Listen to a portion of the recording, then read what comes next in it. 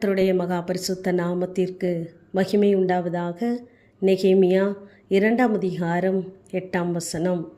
என் தேவனுடைய தயவுள்ள கரம் என் மேல் இருந்தபடியால் ராஜா அவைகளை எனக்கு கட்டளையிட்டார் என்று நெகேமியா சொல்வதாக நாம் வாசிக்கிறோம். நம் தேவனாகிய கர்த்தருடைய கரம் நம்மேலே இருக்குமானால் நம்மை சுற்றி இருக்கிற எல்லார் கண்களிலும் தேவன் நமக்கு தயவு கிடைக்கும்படி செய்வார். நம்முடைய காரியங்கள் பிரதிகூலமானதாக இருக்கலாம், ஆனால் அனுகூலமான நல்ல துணையாளர் நம்மோடு கூட இருந்து நம்மை நடத்துகிறவராயிருப்பார். பாதகமான சூழ்நிலைகளிலே கர்த்தர் நம் பட்சமாய் நிற்கிறவராக இருக்கிறார். அது எஸ்ரா சொல்லும் பொழுது 8ஆம் அதிகாரம் 22ஆம் அதிகாரத்திலே, எங்கள் தேவனாகிய கர்த்தருடைய கரம் தம்மை தேடுகிறவர்கள் எல்லார் மேலும் அவர்களுக்கு நன்மையாக இருக்கிறது என்று சொல்லுகிறார். நாம் கர்த்தரை இப்படிப்பட்ட சூழ்நிலைகளிலும் நாம் கர்த்தரை நோக்கி பார்ப்போமானால் அந்த கர்த்தருடைய தயவுள்ள கரம் நமக்கு நன்மையாகத்தான் இருக்கும்.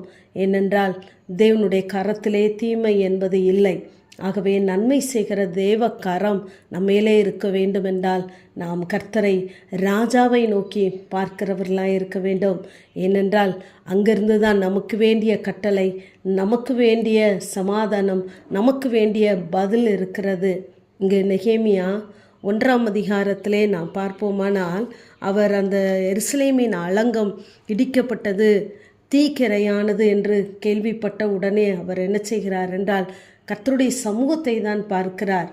நாம் இப்படிப்பட்ட சூழ்நிலைகளிலே நாம் அழுது துக்கித்து மன்றாடி விட்டுவிடாதபடிக்கு நமக்கு ஒரு நம்பிக்கையின் தேவன் இருக்கிறார். அவர் பரலோகத்தின் தேவன். இவனுக்கு நம்பிக்கை இருந்ததினால்தான் இந்த செய்திகளை எல்லாம் கேட்டு மனம் உடைந்து அங்கு பரலோகத்தின் தேவனை நோக்கி பார்க்கிறவராய் இருக்கிறார். நாம் எசேக்கியாவை குறித்து பார்க்கும் பொழுது அவருக்கு நாட்கள் குறிக்கப்படுகிறது. ஆனால் அதை கேள்விப்பட்டவுடனே அவர் சுவர் புறமாய் திரும்பி அழுதார் என்று சொல்லி நாம் பார்க்கிறோம். நம்முடைய வேதனை நேரம், தோல்வி நேரம், ஆபத்தான சூழ்நிலைகளிலே நாம் யாரை பார்த்து திரும்புகிறோம், யாரிடத்திலே நம்முடைய காரியங்களை தெரிவிக்கிறோம் என்பதை தேவனாகிய கர்த்தர் உற்று கவனிக்கிறவராக இருக்கிறார்.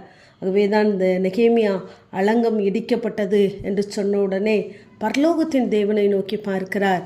அருமையான தேவ பிள்ளையே, உங்களுடைய வாழ்க்கையிலே உங்கள் நம்பிக்கை இடிக்கப்பட்டு விட்டதா? நீங்கள் எதிர்பார்த்த எதிர்பார்ப்புகளிலே அங்கு அக்கினிக்கு இரையாக்கப்பட்டு விட்டதா? இனி ஒன்றுமே முடியாது என்ற சூழ்நிலை இருந்தாலும் கர்த்தருடைய சமூகத்தை நோக்கி பாருங்கள். ஏனென்றால் நெகேமியா 2ஆம் அதிகாரம் 2ஆம் வசனத்திலே அங்கு ராஜா கேட்கிறார், நீ துக்கமுகமாய் இருப்பது என்ன என்று கேட்கிறார். நமக்கும் ஒரு ராஜா உண்டு. மீகா 4:9 நீ சத்தமிட்டு கதறுவானேன், ராஜாவானவர் உன்னிடத்தில் இல்லையோ என்று கேட்கிறார். ஆகவே நமக்குரிய ராஜா நம்மை பார்த்து கேட்கிறார், நாம் சோர்ந்து போய் இருக்கும் பொழுது. ஏனென்றால் அவர் நம்மை விசாரிக்கிறவர். அவர் நம்மை விசாரிக்கிறவர் ஆனபடியினாலே நம்முடைய கவலைகளை எல்லாம் நாம் தேவ சமூகத்திலே வைத்து தெரியப்படுத்துவோமானால் நிச்சயமாகவே தேவ தயவுள்ள கரம் நமக்கு வேண்டியவைகளை கட்டளையிடும். பின்பதாக நெகேமியா 2ஆம் அதிகாரம் 4ஆம் வசனத்திலே நீ கேட்கிற காரியம் என்ன என்று சொல்லி கேட்கிறார். நம்முடைய தேவனாகிய கர்த்தர் நாம் சொல்லுவதை கேட்பதற்கு ஆயத்தமாக இருக்கிறார். நாம் சோர்ந்து போவதை விரும்பாத தேவன். ஆகவே நமக்குரிய காரியங்களை நமக்கு கட்டளையிடுவதற்கு அவர் ஆயத்தமாகவே இருக்கிறார். ஆகவே இங்கு நெகேமியா தன்னுடைய மனதில் உள்ளதை சொல்லி அங்கு பெர்மிஷன் கேட்கிறார், உத்தரவு கேட்கிறார். அங்கு தேவனுடைய தயவுள்ள கரம் அவர் மேல் இருந்ததினாலே அங்கு ராஜாவின் இடத்திலிருந்து உத்தரவு கொடுக்கப்படுகிறது, அனுமதி கொடுக்கப்படுகிறது.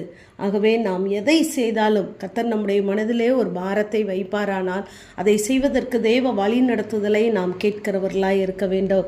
ஆகவே கர்த்தருடைய தயவுள்ள கரம் நம்ம மேலே இருக்க வேண்டுமானால் நாம் கர்த்தரை நோக்கி பார்க்கிறவர்களாய், கர்த்தருடைய சமூகத்தை நோக்குகிறவர்களாய் இருப்போமானால் நமக்கு வேண்டியவை பரத்திலிருந்து கட்டளையிடப்படும். ஆமேன். ஜெபம். பிதாவாகிய தேவனே, குமாரனாகிய இயேசு கிறிஸ்துவின் நாமத்தின் மூலமாய் உம்முடைய சன்னிதானத்தில் வருகிறேன். என் தேவனுடைய தயவுள்ள கரம் என்னோடு கூட இருந்தபடியினால் ராஜா கட்டளையிட்டார் என்று சொன்ன வேத வார்த்தையின்படி கர்த்தாவே, உம்முடைய தெய்வ தயவுள்ள கரம் எங்கள் சரசின் மேலே இருக்கட்டும். நாங்கள் வேண்டிக் கொள்ளுகிற நினைக்கிற காரியங்களை தெய்வ சுத்தத்தின்படி எங்களுக்கு கட்டளையிட்டு எங்களை ஒவ்வொரு நாளும் நடத்துவீராக.